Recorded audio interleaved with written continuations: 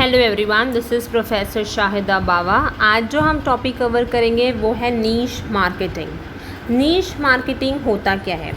नीश marketing जो है वो एक स्मॉल मार्केट सेगमेंट को कहा जाता है। अब जब हम सेगमेंटेशन की बात कर रहे हैं तो सेगमेंटेशन का मतलब होता है डिवाइड करना, ठीक है। पर यहाँ पर हम डिवाइड करने की बात नहीं कर रहे हैं, हम एक स्मॉल मार्केट को कैप्चर करते हैं, एक छोटी सी मार्केट को कैप्चर कर रहे हैं, हम उसे कहते हैं नीश मार्केटिंग, ठीक है। अब जैसे कि स्मॉल फर्म्स जो हैं वो अक्सर नीश मार्केट में इन्वॉल्व होते हैं, एंटर होते हैं। क्यों?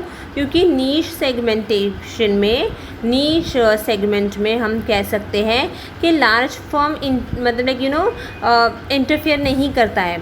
लार्जर फर्म्स में not have the desire to cater such segments, इसलिए यहाँ पे क्या होगा, हम आराम से अपना जो भी मार्केटिंग है वो कर सकते हैं, ठीक है। तो नीश मार्केटिंग क्या होता है? Niche marketing is small market segment, okay.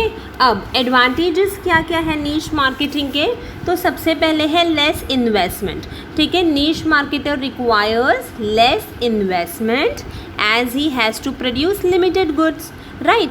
बहुत ही कम इन्वेस्टमेंट है। क्यों?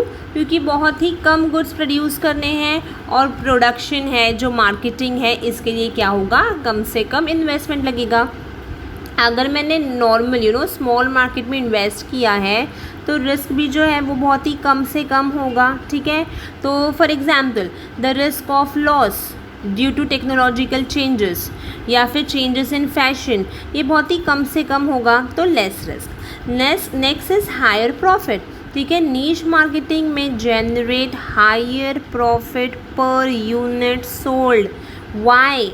Because of low operating cost, है ना। कम इन्वेस्टमेंट है, कम रिस्क है, कम से कम मुझे एडवर्टीज़मेंट करना है, जो भी अलग अलग एक्सपेंसेस है वो कम से कम होता है। तो यहाँ पर मेरा अगर ऑपरेटिंग कॉस्ट कम है तो प्रॉफिट ऑटोमेटिकली ज़्यादा आ जाएगी, ठीक है। Next is brand loyalty. See customers में बिकम ब्रांड लॉयल, है ना। कस्टमर्स में continue to repeat the purchase of the same brand, यहाँ पर वो रिकमेंड करेंगे किसी फ्रेंड्स को। तो यहाँ पे क्या हो रहा है, यहाँ पे हम सबसे ज़्यादा क्या करते जा रहे हैं, ब्रांड लॉयल होते जा रहे हैं, ठीक है। अब see for example there are large and reputed firms that undertake niche marketing.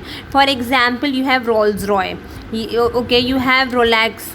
तो यहाँ पे ये सब क्या होता है, यहाँ पे कम से कम मार्केट को कैप्चर करते, बिकॉज दे नो कि सिर्फ और सिर्फ कौन लोग लेंगे, हायर अपर क्लास लोग लेंगे, है ना। तो यहाँ उसकी वजह से क्या होगा, यहाँ पर ब्रांड लॉयल्टी रहेगी, ठीक है। फ्रेंड्स टू फ्रेंड्स बोलेंगे, वर्ड ऑफ माउथ एडवर्टीजमेंट अपने आप होता रहेगा, alright. Next is corporate image. See niche marketer can earn name and reputation in the market, okay. Why? Because they have lot of goodwill. जैसे कि अभी मैंने बताया, रोल्स रॉय हो गया, रोलेक्स वॉच हो गया, है ना। वैसे ही फॉर एग्जांपल बुकाटी, ठीक है, इंटरनेशनल कार सेलिंग है, ठीक है।